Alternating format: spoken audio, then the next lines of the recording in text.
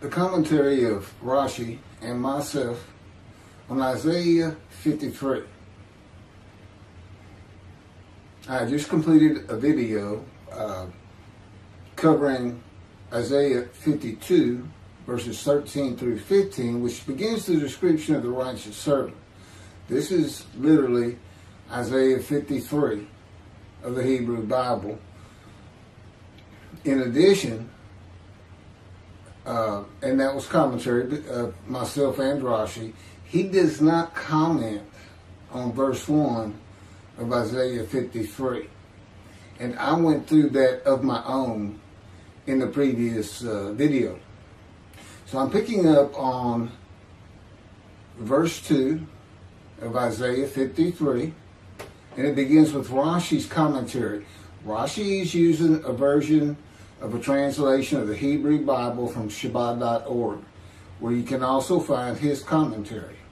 I haven't changed anything. So I'll begin with his commentary in midrash form, followed by my own, and I will repeat verse 2, but it will be with the Jewish Publication Society's translation of the Leningrad Codex, begun in 1956.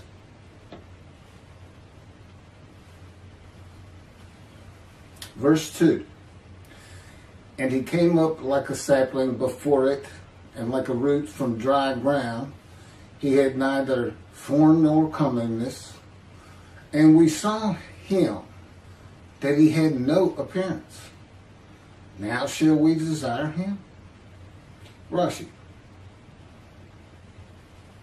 And he came up like a sapling before it. His commentary on that part of the verse. This people, before this greatness came to it, was a very humble people, and it came up by itself like a sapling of the saplings of the trees, and like a root, his commentary, he came up from dry land. Neither form, his commentary, had he in the beginning, nor comeliness in the beginning. And we saw him that he had no appearance. Now shall we desire him? His commentary. And when we saw him from the beginning without an appearance, how could we desire him? Now shall we desire him? This is a question. That's the end of his commentary. This is mine, from the JPS, verse 2.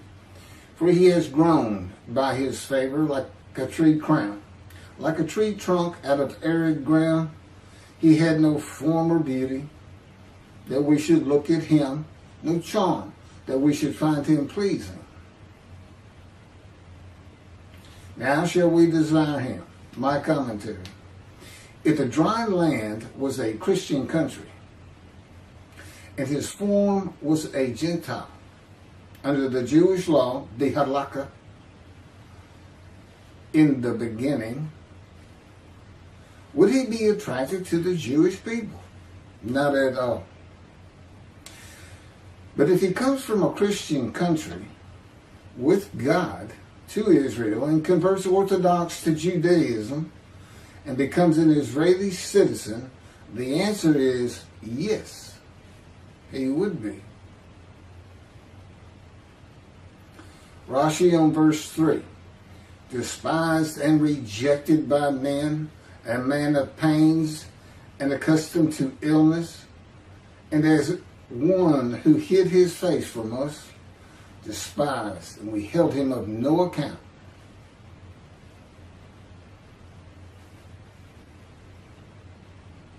Despised and rejected by men was he.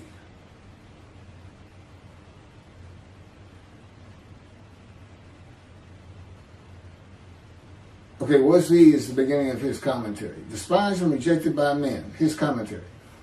Was he. So is the custom of this prophet, he mentions all Israel as one man. Example, 44 verse 2. Fear not my servant Jacob. 44 verse 1. And now hearken, Jacob my servant. Here too, chapter 52 verse 13.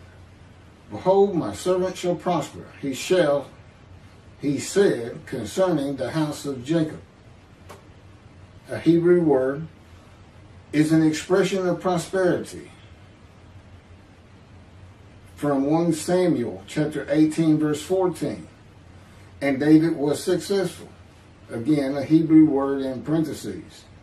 In all his ways. And as one who hides his face from us. His commentary.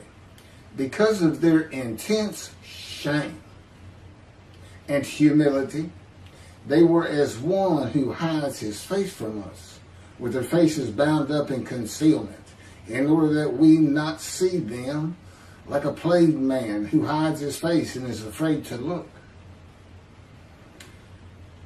My commentary, verse 3. He was despised, shunned by men, a man of suffering, familiar with disease. As one who hid his face from us, he was despised. We held him of no account. Despised, shunned by men. My commentary. He will be despised and shunned and held of no account simply for declaring that he is the Lord's righteous servant, described in Isaiah 53. Christianity, with God's wrath passed to them, and the rabbis reckoned with and dismissed, quote, shall see what has not been told them, shall behold what they never have heard. That's from Isaiah 52:15. That is part of the lead-in to the description of God's righteous servant. Gentiles will despise and shun the man who startles nations and silences their leaders, who are, by the way, the witnesses, according to Jews for Judaism, these kings and these leaders,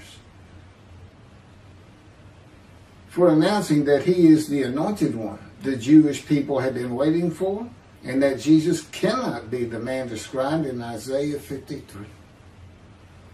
The Jewish people will despise and shun him for the reason they expect and have been taught. The anointed one is Jewish, not a Gentile, and the era of exaltation, redemption, and restoration they have been taught will not be occurring. It is the nature of people to reject, despise, and hold of no account a man who has no visible proof to substantiate his claims that God speaks to him as God spoke to Moses. That he is a man prophesied to come in the Hebrew Bible. That he is a messenger and deliverer of covenants of God. That the Spirit of the Holy God has alighted upon him. And that he offered himself for guilt to God.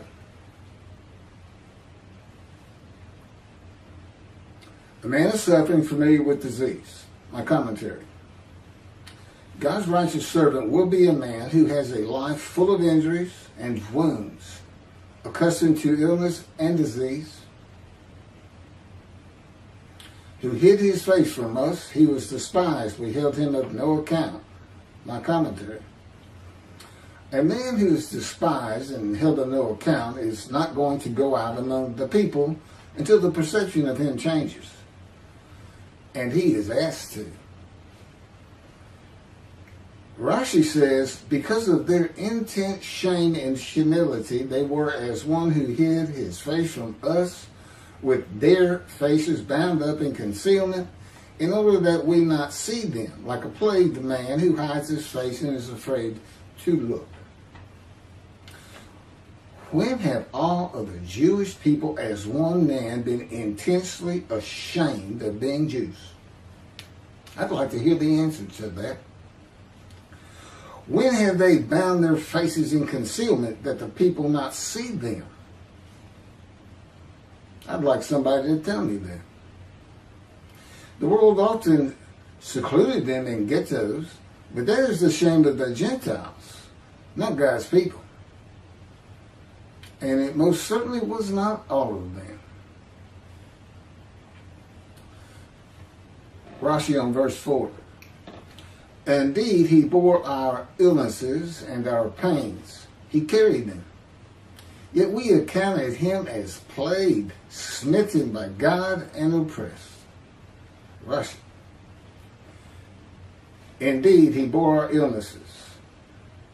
Hebrew, a Hebrew word, an expression of but in all places. But now we see that this came to him not because of his low state, but that he was chastised with pains, so that all the nations be atoned for with Israel's suffering. The illness that should rightfully have come upon us, the Jewish people, he bore. Well, is the Jewish people bearing this or not? Who's bearing? And that's vicarious suffering, by the way. You can tiptoe around it all you want. But you got to remember who wrote Isaiah 53. And you got to remember he knows all things from the beginning. He knows there's going to be an organization like Jews for Judaism. He knows there's going to be a Rashi that says this is the Jewish people. Just as he knows the Christians are going to try to put a man in there that is an unblemished lamb for sin forgiveness. Even though the only reference you have to sins, for the most part, is he was wounded for our sins. That's wounded. That's not crucified. That's not made into a human sacrifice for sins. But they do change the word guilt to sin in verse 10. They certainly do. It doesn't matter. The man's blemished. God knew it was coming. He even knew there'd be somebody out there who used it to be translated literally as a guilt offering and take it to Leviticus to make up human sacrifices the Christians do. Excuse me. As the Christians do. But that's in another video. It's beautiful prose by God. Yet we accounted him. We thought that he was hated by the omnipresent, but he was not so. And this is the king speaking. But he was pained because of our transgression and crushed because of our iniquities. Nevertheless, we have vicarious suffering here.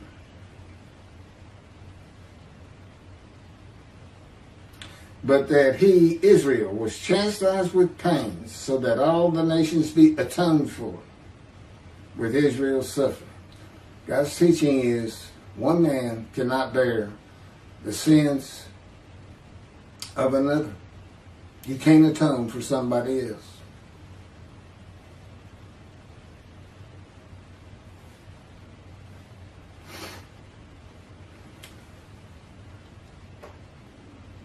My commentary, verse 4. Yet it was our sickness that he was bearing, our suffering that he endured. We accounted him plagued, smitten, afflicted by God.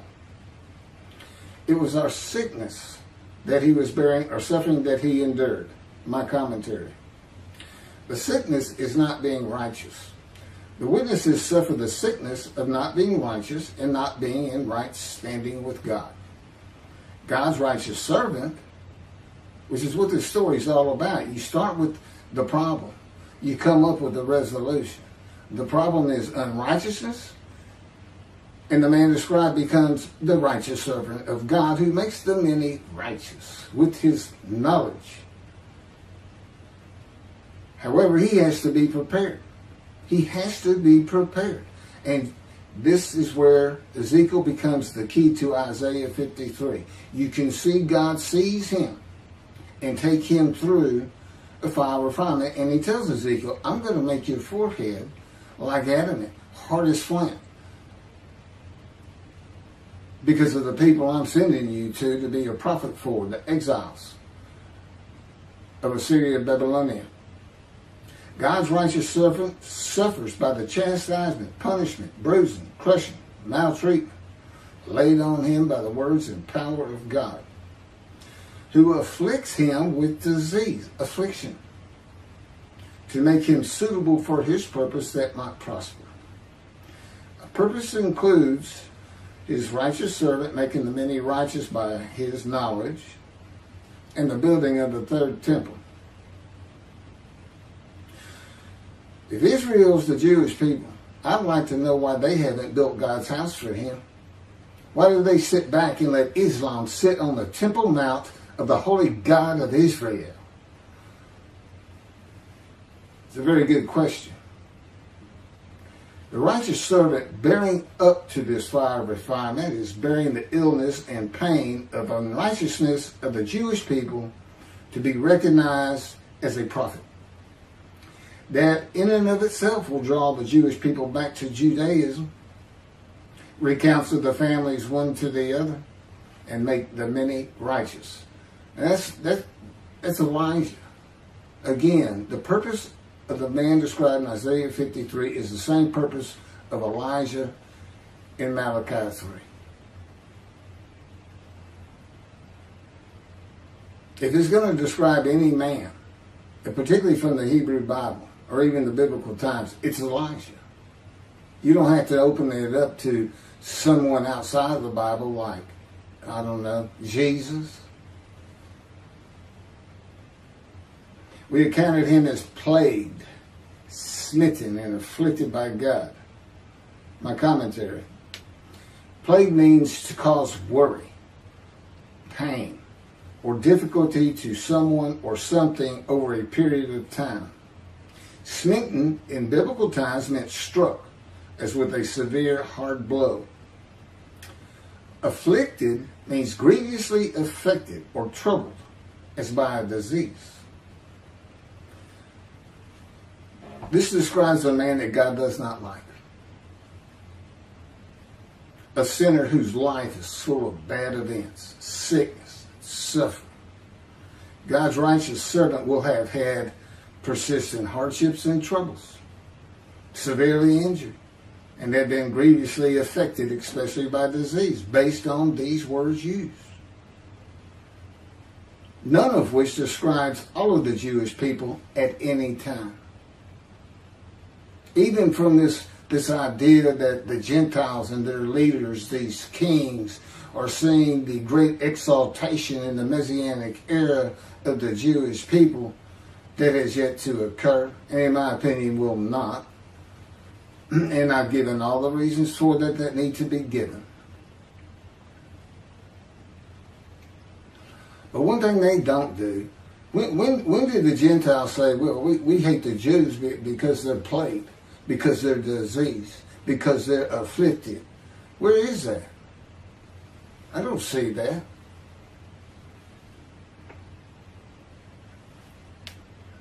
Rashi on verse 5.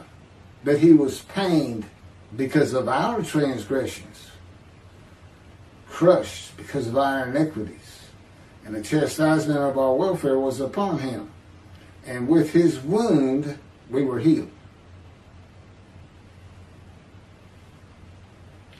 Rashi, the chastisement of our welfare was upon him. His commentary. The chastisement due to the welfare that we enjoyed came upon him. For he was chastised so that there be peace for the entire world. Now here's a man who's being chastised and wounded to atone for the sins of the world. By Rashi. This is my commentary. But he was wounded because of our sins, crushed because of our iniquities. He bore the chastisement that made us whole. And by his bruises we were healed. The book of the Ezekiel, again, is the key to understanding Isaiah 53. The purpose of Ezekiel was to be a prophet to the exiles of Assyria, Babylon, and to prepare him, God said, I will make your face as hard as theirs, and your forehead as brazen as theirs. I will make your forehead like adamant, harder than flint. Do not be dismayed by them. And God maltreats and punishes him for the punishment of the house of Israel and Judah for their sins. Doesn't say for their sins, but that's what the punishment is for not following his laws and commandments. So for 430 days he's pinned to the ground, crushed and bruised, eating nothing but bread, chastised by the words of God. The Assyrian Babylonian exiles were made whole and healed only if they listened to and heeded the teachings of Ezekiel.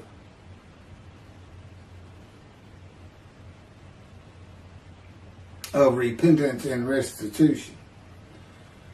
God's righteous servant is wounded, crushed, and chastised by the world throughout his life, based on God's description of him, with persistent hardships and troubles, grievously affected, especially by disease, and severely injured at one time or another.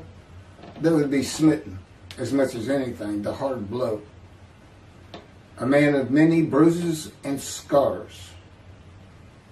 Oftentimes the Christians will say, by his stripes we are healed, which would be a reference to the marks left by the whips and the scourging and the passion of the Christ.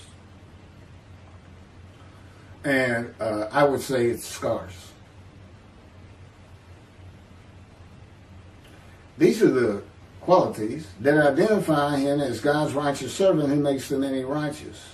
Then to make him suitable for his purposes, God punishes the righteous servant, the man described, chastises, maltreats, crushes, and bruises him in a fire of refinement, to make this Gentile's face as hard as the Jewish people.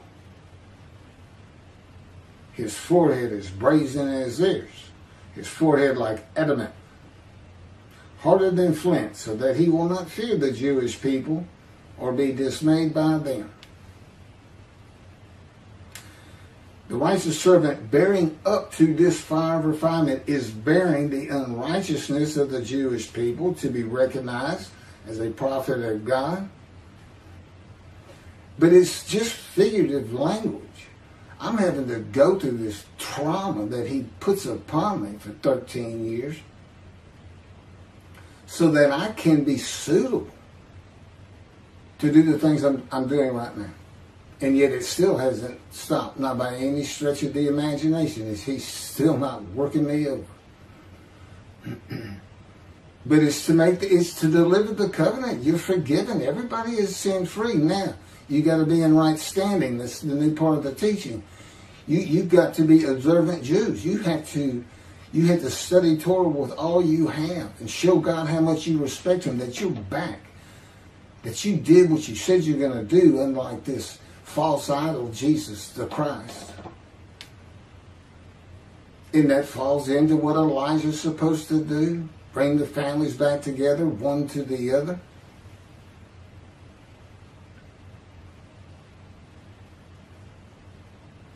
And that's not vicarious atonement.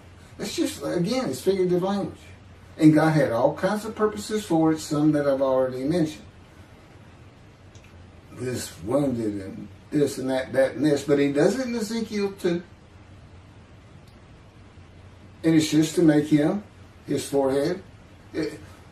Again, I use this all the time. It's like a cadet in the Army deciding he wants to be a Green Beret and going through that program, or a Navy SEAL. And I think even a better one is the breaking a wild horse, a stallion. You know, I'm from Texas. I've seen this. It's brutal. It's tougher than anything you see in a movie sometimes. They absolutely beat that horse senseless until he stops bucking. And he's ready to let him run. And it works every time, by the way.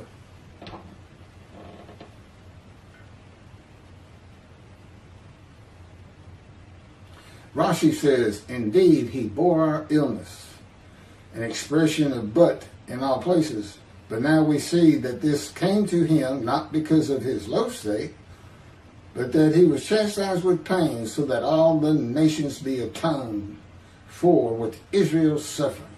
That's vicarious suffering. That's against God's teachings. So he's using human beings for sacrifice, especially 6 million of the Holocaust, calling them guilt offerings.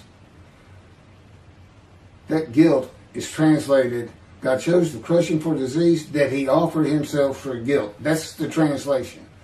It is not literally retranslated by Toby, a singer, to be guilt offering. Let's go to Leviticus. You think I'm hot about it. God is hot about it. I'll just use that word. The illness that should rightfully come upon us, he bore. So again, this is the kings looking at the Jews. They are now exalted, held high. The world is speaking Hebrew.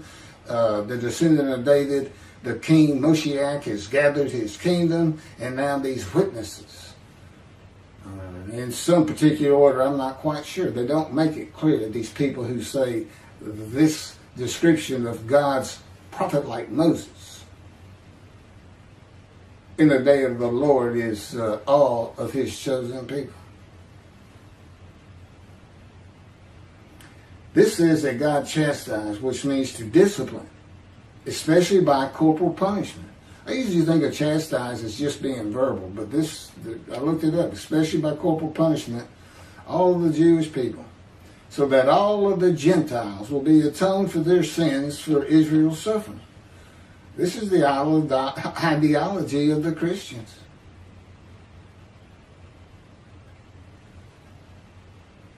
Others suffering so that you can be atoned for the bad that you do. Vicarious suffering of one man for the sins of another, contrary to God's teachings. Verse 6, Rashi. We all went astray like sheep. We have turned, each one on his way, and the Lord accepted his prayers for the iniquity of all of us. Rashi. We all went astray like sheep. His commentary. Now it is revealed that all the heathens, nations, that would be Gentiles, had erred, accepted his prayers. He, God, accepted his prayers and was appeased concerning the iniquity of all of us, that he did not destroy.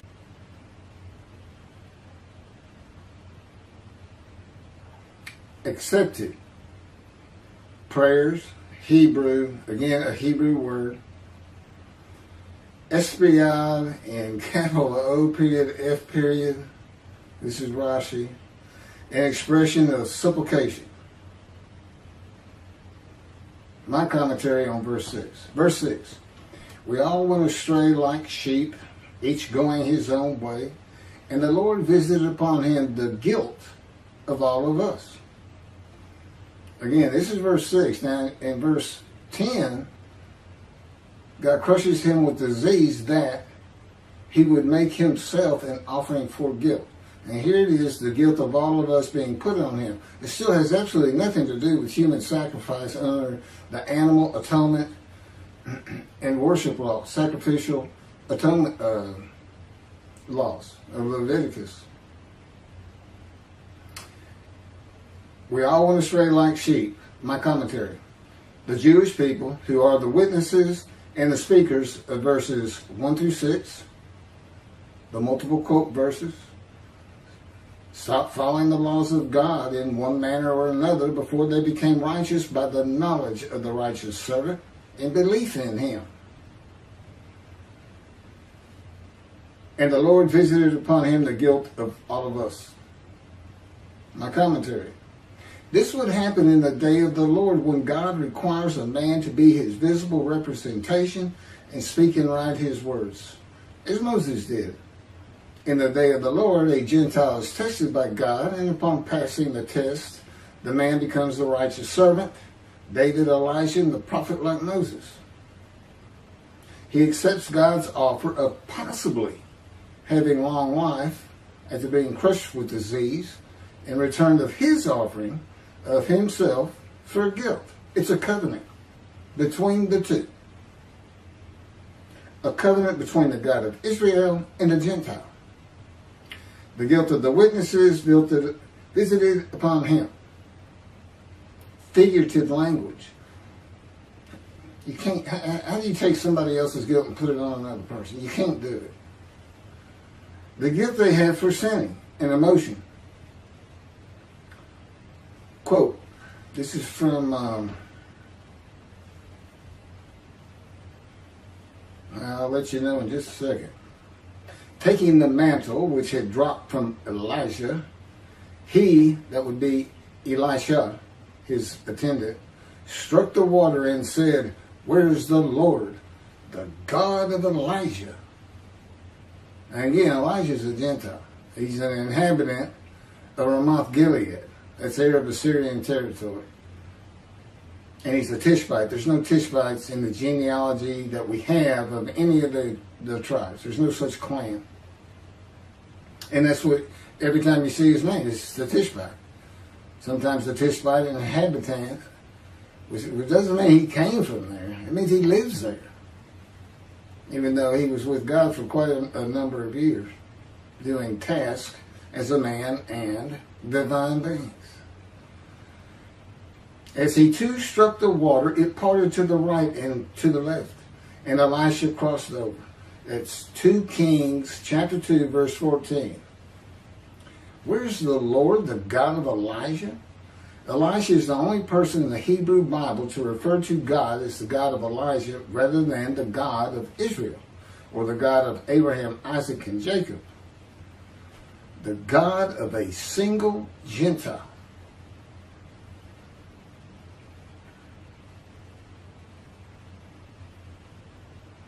The Gentile Elijah, who returns as a Gentile in the day of the Lord.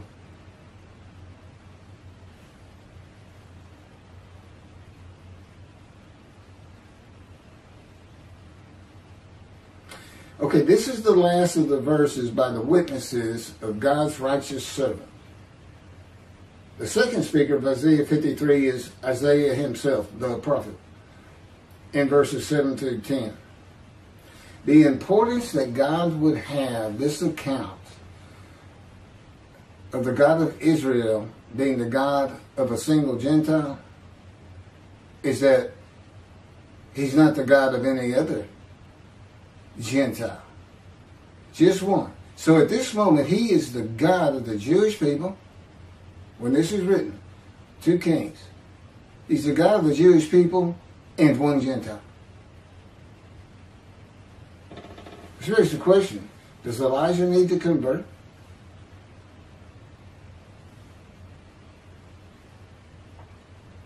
You have to think that one through. Rashi on verse 7. He was oppressed and he was afflicted, yet he would not open his mouth. Like a lamb to the slaughter he would be brought, and like an ewe that is mute before her shearers, and he would not open his mouth. He was oppressed and he was afflicted. Rashi's commentary. Behold, he was oppressed by taskmasters and people who exert pressure. And he was afflicted. Rashi's commentary. With verbal taunts, Sapalik and OF. Yet he would not open his mouth. He would suffer and remain silent, like a lamb that is brought to the slaughter, and like the ewe that is mute before her shearers. Have the Jews always been silent? I haven't noticed that. They seem to speak their mind quite well. Even under pain of death sometimes. And he would not open his mouth. This refers to the lamb brought to the slaughter. But it's a metaphor for it. My commentary on verse 7. He was maltreated, yet he was submissive. He did not open his mouth. Like a sheep being led to slaughter. Like a ewe, dumb before those who shear her. He did not open his mouth. He was maltreated, yet he was submissive. My commentary. This verse can be identified in the book of Ezekiel. God maltreats him, not man. Maltreatment is a part of being chastised and punished by the words and power of God to be made suitable for his purpose. With God, you are always submissive. It is necessary to break the will of a man and to temper and calm his soul and emotions. And as we find with Moses, a man was such a furious spirit that he committed murder. And yet at the end of his life, they say Moses was the most humble man on earth. That's God telling you that Moses went through this process too, as Ezekiel did, and as the righteous servant will. Ezekiel said he went in bitterness and the furious spirit in the hand of God. That's the fire of refinement. The chastisement, punishment, maltreatment, crushing, and bruising. And God's fire of refinement is to remove this bitterness and furious nature of Ezekiel. It is to make a man meek and humble. Again, Moses was called the most humble man on earth at the end of his life. God had him for 40 years. He did not open his mouth. Ezekiel was sent to his house, and God bound him with the cords of his power so that he could not go out among the people. To the people, Ezekiel was silent as a lamb.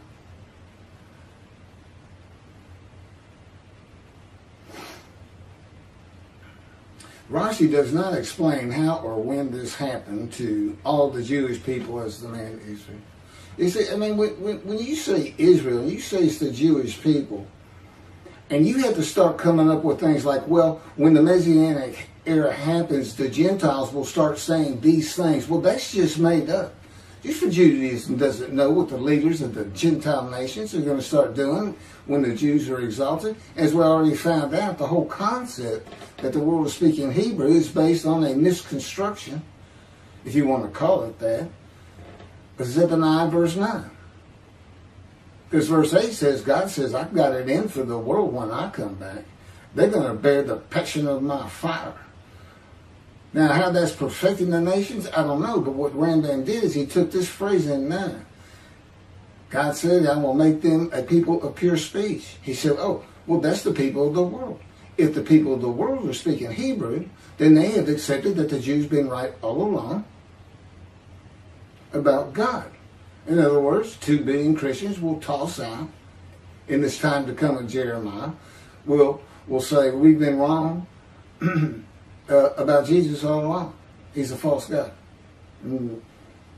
Allah means God, but Islam will have to do the same thing. As we believe Allah, we throw that out and accept the God of Israel, based on making the people of a pure speech. And that's what he says. That's from him. He says all these things, and he says based on Zephaniah 9.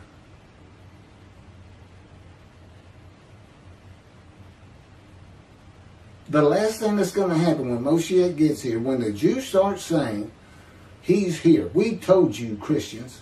We told you the righteous servant wasn't Jesus. It's the descendant of David. That's what our sages say. We knew we had to have a description of him. Do you think the world's going to come to peace with the Jewish people? And of course, the world's never going to be at peace to begin. You know, that's just a religious thing that gets thrown out there all the time. It's never going to happen. You can't back it up other than to say God destroys the world. Was it Armageddon? In any event, that's not God's world. And if he was going to change it like that, why didn't he change it in biblical times for those poor people living through that? Why did he let hundreds of thousands of Jewish people be crucified? Why did he allow pogroms? Why did he allow the Holocaust? What's going on? Well, I'm quite certain the righteous servant can give you answers to each and all of that. But the main thing is God's making a new heaven for the Jew. And he wants people who are formed by their own life struggles. And he made it tough on them. And that's just him. Look what he did to Ezekiel. Pinned to the ground for over a year. Chastised.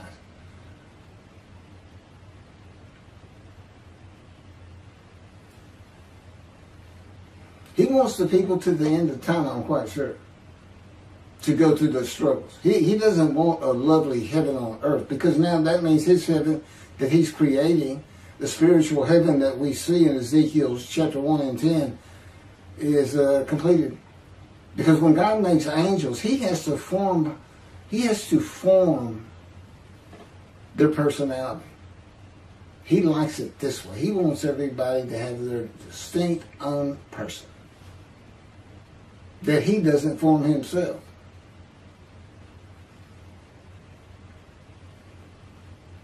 Verse 8, Rashi. From imprisonment and judgment he is taken, and his generation who shall tell? For he was cut off from the land of the living, because of the transgression of my people. A plague befell them.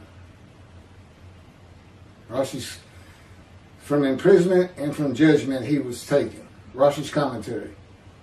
The prophet reports and says that the heathens, nations, will say this at the end of days, when they see that he was taken from the imprisonment, that he was imprisoned in their hands, and from the judgment of torments that he suffered until now. So the suffering of the Jews has now ended according to Rashi. Okay? And the nations now realize it was us that did it to them. Okay? And his generation, the years that passed over him, who shall tell? Rashi's commentary. The tribulations that befell him, for from the beginning he was cut off and exiled from the land of the living, that is the land of Israel, for because of the transgression of my people, this plague came to the righteous among them. My commentary. Verse 8. By oppressive judgment he was taken away. Who could describe his abode? For he was cut off from the land of the living through the sin of my people, who deserved the punishment. By oppressive judgment he was taken away. The oppressive judgment is being guilty and receiving a sentence of imprisonment in his home. Ezekiel, go to your house. And of maltreatment, chastisement, punishment, bruising, and crushing for the sins of the Jewish people. That was said just to infuriate Ezekiel, a priestly man, a Levite, I believe. And his figurative language. Until suitable for God's purpose. What's the purpose? To be the righteous servant, have the knowledge for it. To heal those witnesses, the Jewish people, who are just sick with what they've done with their lives, not following the commandments and laws of God. God is using the verses symbolically with the offering for guilt being shown as a guilty plea. This is another way to look at it.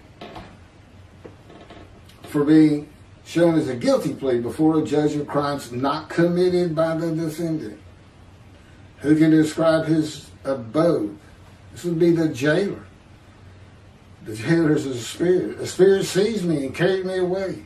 I went in bitterness in the fury of my spirit while the hand of the Lord was strong upon me. Ezekiel 3 and 14. The prison. And the Spirit entered into me and set me upon my feet. And he spoke to me and said to me, go, shut yourself up in your house. This is the prison. Ezekiel chapter 3, verse 24. The chains. As for you, O mortal, cords have been placed upon you, and you have been bound with them, and you shall not go out amongst the people. That's taken from the land of the living. Ezekiel chapter 3, verse 25. All of Israel will be able to describe the abode of God's righteous servant in the day of the Lord. And why is that? Because the day of the Lord is today. The Roman dispersal has returned. That's what Jeremiah 31 is all about. And from Jeremiah 31, you land right inside of Malachi 3, the day of the Lord. Everybody's going to know and be able to describe his abode. You can't describe Jesus' abode. It's never described. Because of social media and phones with cameras. That's today. Isaiah 53 is prophetic. Prophetic of a man that God's going to use as his Moses and for many other tasks. Make many righteous. Clear the way as Elijah would for me.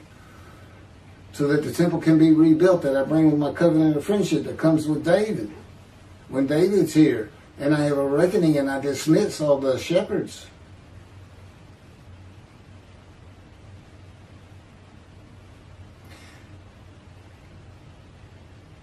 And there is an abode to be honored in Isaiah 11. Well, of course, Jews for Judaism, outreach Judaism, say Isaiah 53 has nothing to do with the anointed one, the Moshiach, the descendant of David from chapter 11. Has nothing to do with him. There is no description of him, according to Jews for Judaism and outreach Judaism, that God is just going to let y'all guess.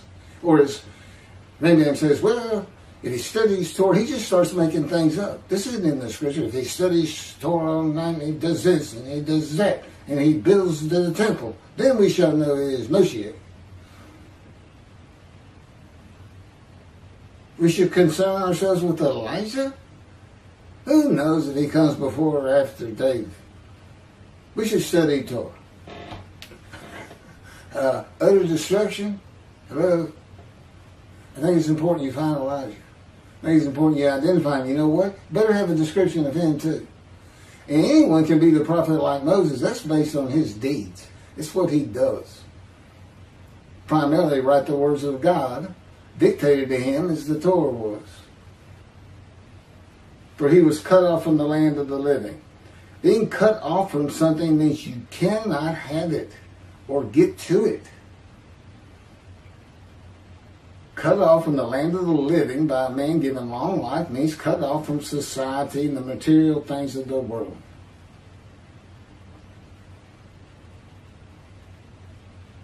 To the sin of my people who deserved the punishment. Ezekiel suffers the punishment of the houses of Israel and Judah for 430 days. Guess what? When God had Ezekiel write Ezekiel, you think he didn't know about Isaiah 53, that he had Isaiah write? But nobody has been able to see this until this Gentile, atheist for 50 years, comes along 13 years ago. I'd like somebody to try to explain that. I just became the smartest religious Jew of all time to be able to see these things and to know what a man in divine means is, to know what a host of the Lord's host is, to be able to describe what are these, what clearly appear to be vicarious atonement verses really about. And that Isaiah 53 is for the day of the Lord, so God has a representative, and it has to be somebody described. I assure you, without a description, it would be an impossible task for any man. With this rebellious breed, as God calls the Jewish people, stiff-necks. It's another one.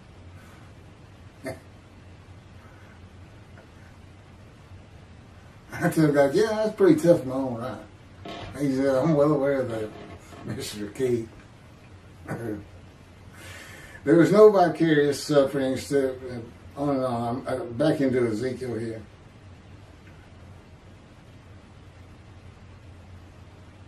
Verse 9, Rashi.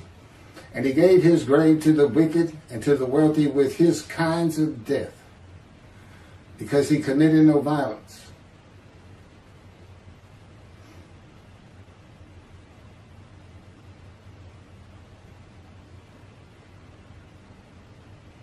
And there was no deceit in his mouth. And he gave his grave to the wicked. Rashi's commentary. He subjected himself to be buried according to anything the wicked of the heathens, nations, would decree upon him, for they would penalize him with death and the burial of donkeys in the intestines of the dogs.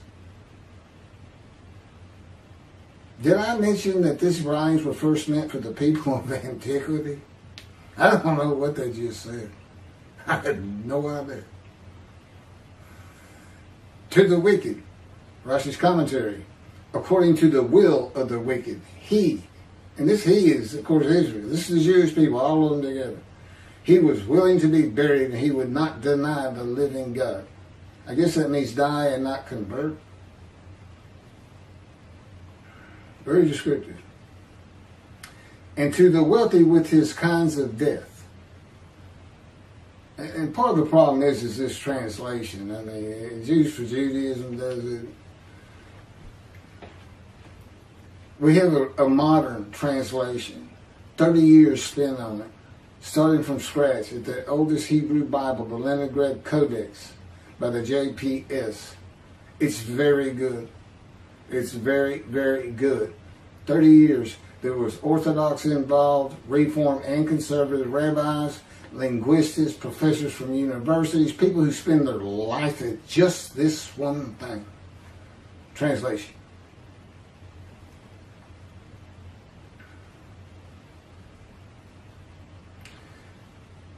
And to the will of the ruler, he subjected himself to all kinds of death that he decreed upon him, because he did not wish to agree to the denial of the Torah.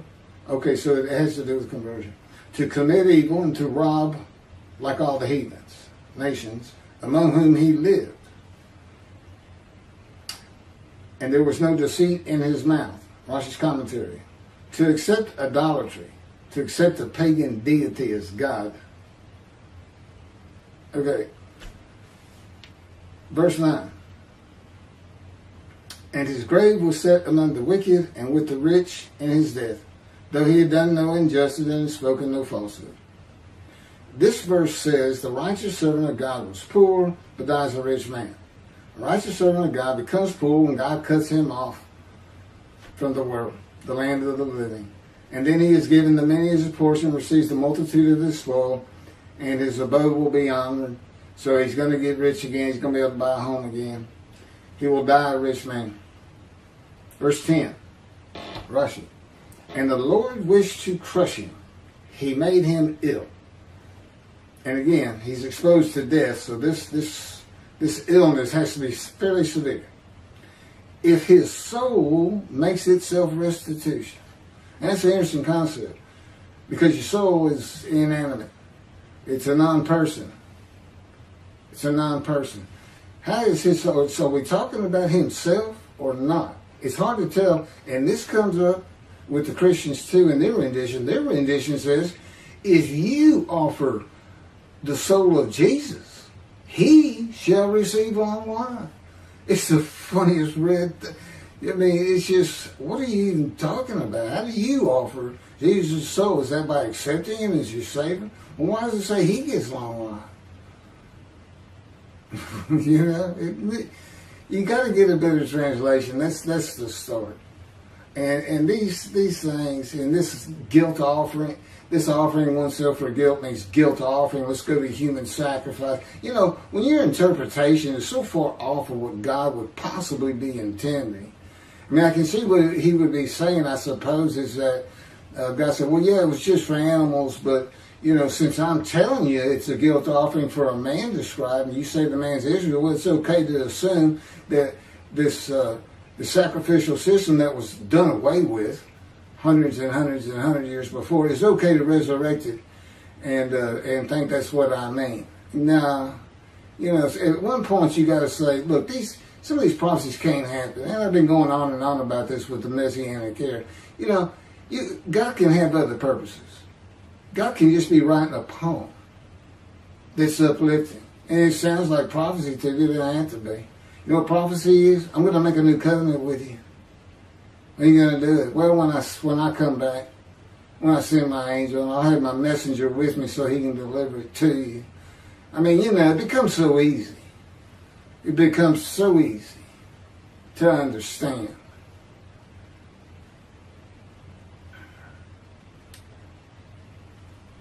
My commentary. And the Lord wished to crush him. He made him ill. No, this is still Rashi. And God's purpose shall prosper in the hands. Rashi. And the Lord wished to crush him. He made him ill. His commentary. The Holy One, blessed be he, wished to crush him and to cause him to repent. Therefore, he made him ill. God comes with sin forgiveness, written. It's a new covenant. That is an amendment of the first covenant. If his soul makes itself restitution, etc. Rashi's commentary. Said the Holy One, blessed be he, I will see if his soul will be given and delivered with my holiness, to return it to me as restitution for all that he betrayed me, I will pay him his recompense, and he will see children, etc.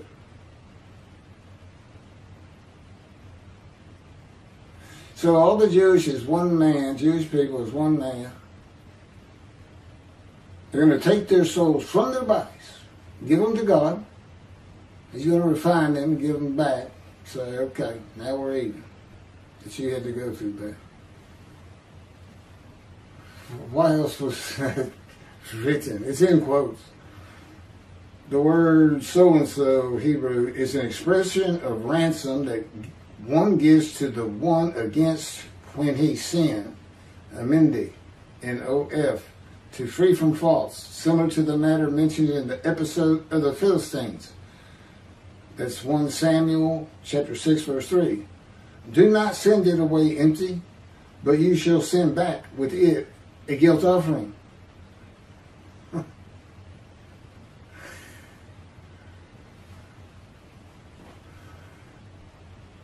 My commentary. But the Lord chose to crush him by disease, that if he made himself an offering for guilt, he might see offspring and have long life, and that through him the Lord's purpose might prosper. But the Lord chose to crush him by disease. God's righteous servant will be familiar with disease and his life crushed because of disease that he is afflicted with by the hand and power of God. That if he made himself an offering for guilt, my commentary, it is an offering of oneself and soul to God for the guilt of sinning of the Jewish people in return for possibly seeing his children and might have long life. As a covenant, it's a covenant between him and God. God says, I might give you long life if you offer yourself for guilt. The offering is only a test of his devotion to God, as was the binding of Isaac. When the test of devotion is set before the righteous servant, the new covenant has already arrived, and all of the iniquities and sins of the Jewish people are forgiven, and God remembers them no more. The guilt and emotion is from not following the laws and teachings of God by the Jewish people. God's forgiveness of the sins removes the guilt. And it's figurative of speech, but you can't really offer yourself for the guilt of somebody else. I mean, what's the suffering? You literally feel their guilt? You feel the guilt of the entirety of the Jewish people? Yeah, I don't think so. But it's just, it's figurative in a sense, but this is why the angel of the covenant that you desire is already on the way when God says, I'm going to return and send my messenger to clear the way before me. And then he will return to his temple suddenly. The test of devotion is revealed here with Jeremiah 31 providing when God is coming with the new covenant, the time to come, that is manifested in Malachi 3 by the angel of the covenant. Behold, I am sending my messenger to clear the way before me, and the Lord whom you seek shall come to his temple suddenly. As for the angel of the covenant that you desire, he is already coming. One God of Israel, one angel of his presence and the new covenant, and one man, the messenger of the new covenant. That's a man in divine beings, a host of the Lord's hosts. There are only two covenants that have not been delivered. The new covenant for a time to come in Jeremiah with sin forgiveness, and the covenant of friendship that comes with the shepherd, servant, and anointed one of God whom he calls David. That's Moshiach. The angel of the covenant must be the angel of the new covenant. The phrase "he is already coming" means he arrives before God, who comes to covenant with a Gentile before he returns to his temple. He must have a visible representation to speak and write his words, as Moses did to have his temple rebuilt for his return in the day of the Lord. God has to speak to the man to tell him that it was God that afflicted him with the disease and crushed his life. It must be a life-threatening disease or illness, for God tells him that he might receive long life after God chose to crush him with the disease. And in verse 12, he is exposed to death. God also has to prepare him to be a prophet, as he did Ezekiel, in the fire of refinement in the hand of God by his words and power, while teaching him the scripture to make the many righteous by his knowledge. God is not asking the man to give up his life as a sacrifice. That would be against his teachings to the Israelites through his prophet, not to sacrifice your children. And the purpose of the man offering himself for guilt is to receive long life. The reality is there is no guilt or sin for the man to bear. The new covenant with sin forgiveness of all the Jewish people on earth has arrived before the offering is made, and no vicarious suffering for the sins or guilt of others has occurred. That is why it is only a test.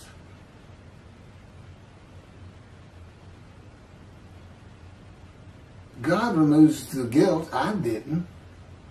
By offering myself for the guilt of the Jewish people for their sins. I didn't bear it. What I bared was the fire of refinement to become the righteous servant, the prophet, Elijah, David, prophet like Moses.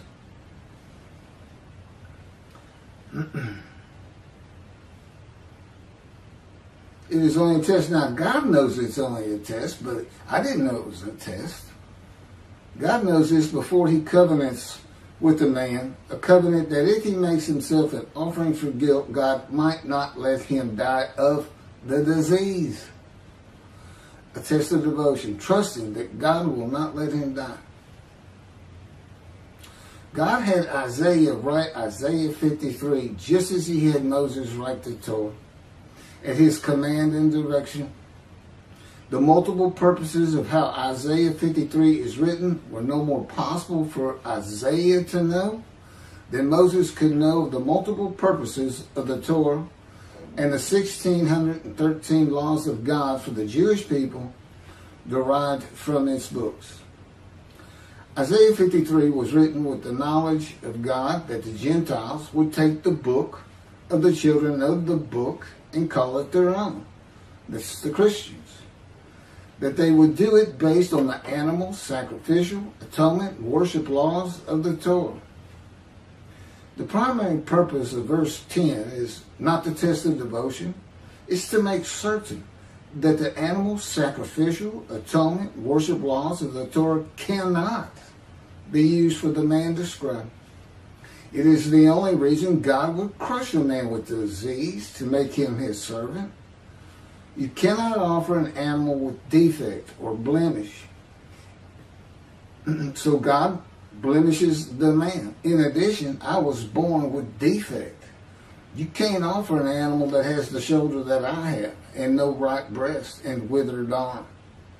Defect and blemish, the blemish being the disease. Again, I feel every verse, and I'm the exact opposite of Jesus Christ. He's not disfigured, he's perfect. He wasn't crushed with disease. As best I can tell, he was never sick. He's never ill, much less an illness that exposes you to death.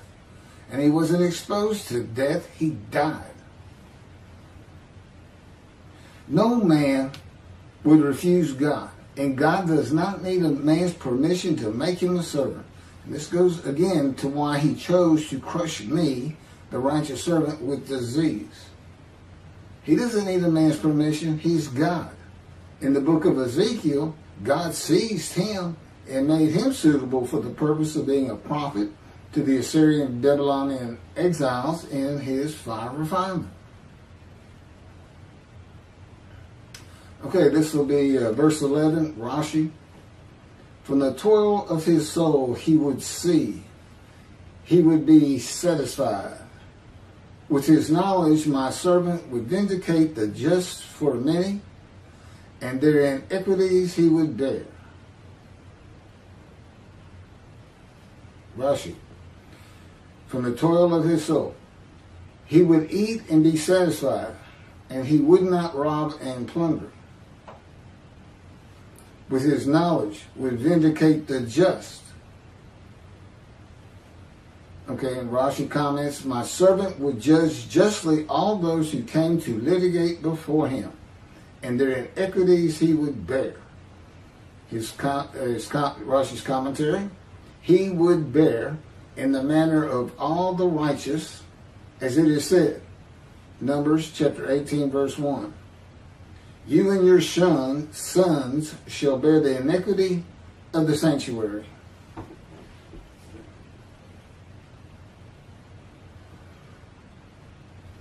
My commentary on verse 11. Out of his anguish he shall see it. He shall enjoy it to the full through his devotion. My righteous servant makes the many righteous. It is their punishment that he bears. Out of his anguish he shall see it. My commentary. He shall enjoy it to the full through his devotion. My commentary. This is a reference to Isaiah chapter 11 verse 2, where one of the attributes of the Spirit that alights upon the anointed one is a spirit of devotion and reverence for the Lord. The anguish is the emotional and physical pain Ezekiel suffered, and I have suffered and continue to suffer by punishment and the power of God to be made suitable for his purpose. There's a lot more to that, by the way, but that's sufficient for what we're doing here. God's righteous servant, when he comes out of God's fire of refinement and the anguish of it, is devoted to God and will enjoy being the teacher of righteousness by his knowledge with long life. Knowledge a Gentile must be taught, not only of the Scripture, but of the Jewish people and their history, the Middle East, war, Israel and its government, and all else he may need to know, like Abraham, a stranger in a strange land of a strange language, and just as Ezekiel was given knowledge in his fire of refinement. Ezekiel says, God said to me, mortal, eat what is offered you. Eat this scroll and go speak to the house of Israel. So I opened my mouth and he gave me this scroll to eat. As he said to me, mortal, feed your stomach and fill your belly with this scroll that I give you. I ate it and it tasted as sweet as honey to me. Then he said to me, mortal, go to the house of Israel and repeat my very words to them. That's the way that you tell a story of teaching somebody knowledge and the words of God to be spoken to others in antiquity. I think we all know what he means. Eat this scroll, and it's great knowledge, and it's great to learn, Ezekiel says. My righteous servant makes the many righteous. It is their punishment that he bears. My commentary. God's righteous servant is a man of pain, suffering, and wounds throughout his life with persistent hardships and troubles, grievously affected especially by disease, and severely injured at one time or another, as though plagued, smitten, and afflicted by God. These are the qualities that identify him as God's righteous servant who makes the many righteous. It is this life that has prepared him to be the teacher of righteousness, and those who listen to and heed him and repent of their future sins, the new covenant having forgiven all past sins, in the practice of Judaism and returning to synagogue, or going to synagogue for the first time, are made righteous. And those who are in right standing with God are entered into the scroll of remembrance of Malachi 3.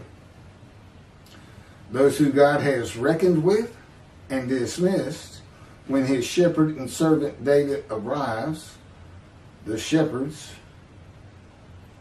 they're sin-free. This would be the rabbis. They're sin-free. They practice Judaism, but they are not in right standing with God. They follow along with those who do not esteem and revere his name and heed him, though most do. Doesn't matter. You've been dismissed. And part of it's for not teaching the reckoning and dismissal and teaching this ridiculous Messianic era and not putting your minds to what's been told to you in these books that God had me type.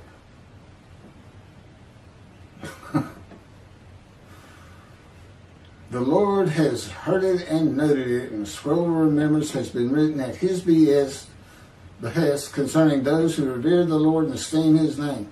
And on the day that I am preparing, said the Lord of hosts, they shall be my treasured possession. I will be tender toward them as a man is tender toward a son who ministers to him. It's Malachi chapter 3, verses 16 and 17.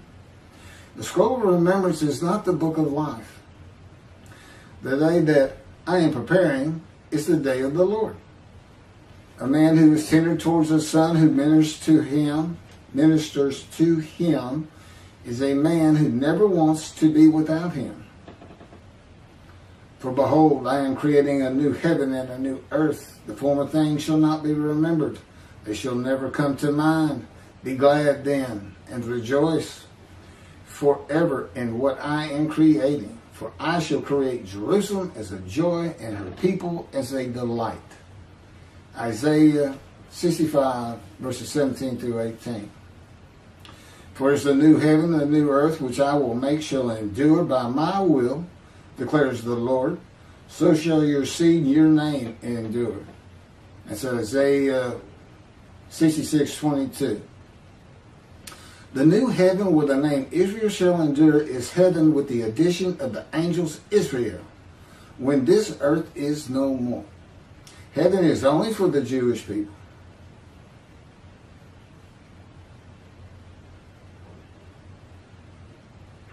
Verse 12, Rashi.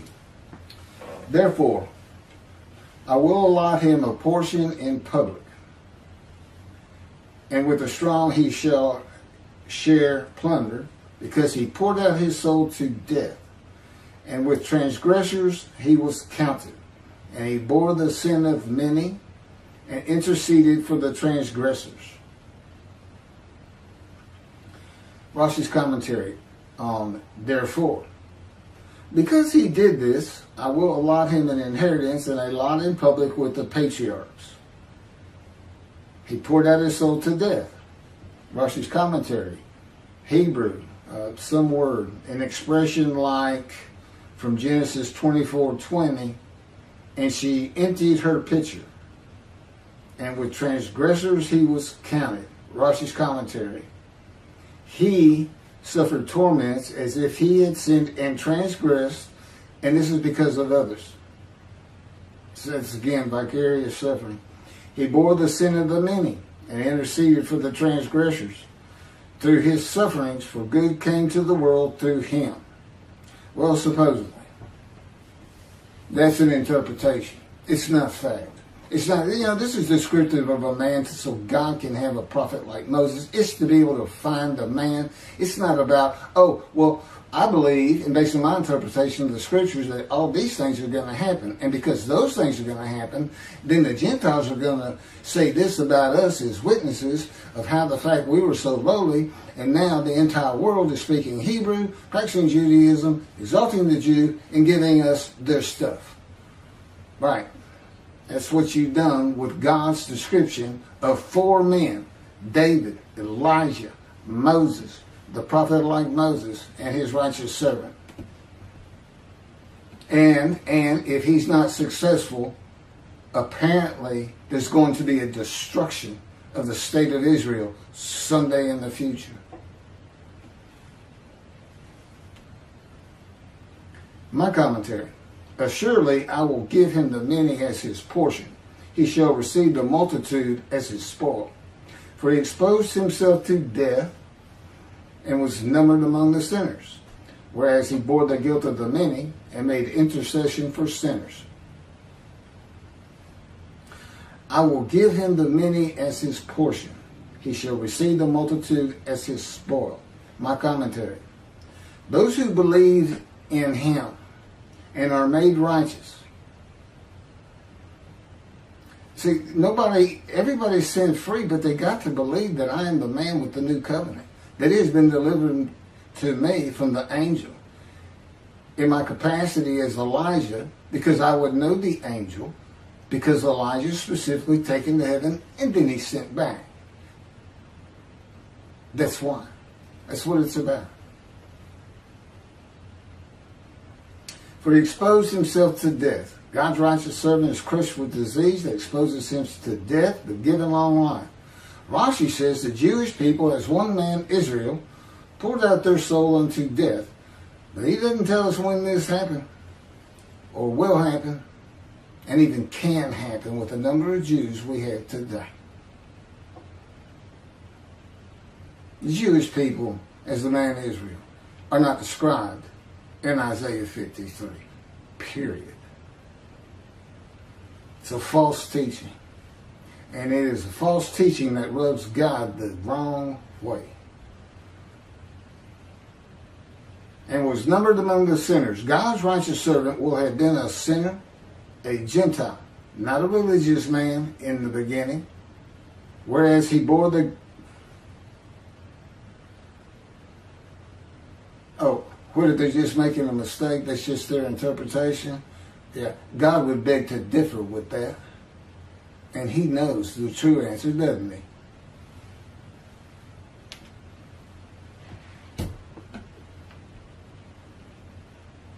Rashi says, he suffered torments as if he had sinned and transgressed, and this is because of others.